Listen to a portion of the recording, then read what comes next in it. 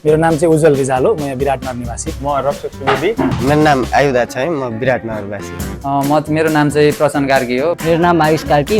म खेलप्रेमी भएको नाताले पनि एनएसएल चाहिँ हेर्नुपर्ने कर्तव्य नै हो हामी नेपाली युवाहरूको, त्यही भएर म धेरै नै अपडेटेड छु। हजुर अप टु डेटै छु अहिले। मेरो फेभरेट टिम चाहिँ धनगढी एफसी हो। मेरो धनगढी एफसी हो। म धनगढी एफसीको गेम पहिलेदेखि हेरिराख्ने भएर पनि मलाई धनगढी एफसी चाहिँ अलिक मनपर्छ। मेरो फेभरेट टिम चाहिँ झापा एफसी।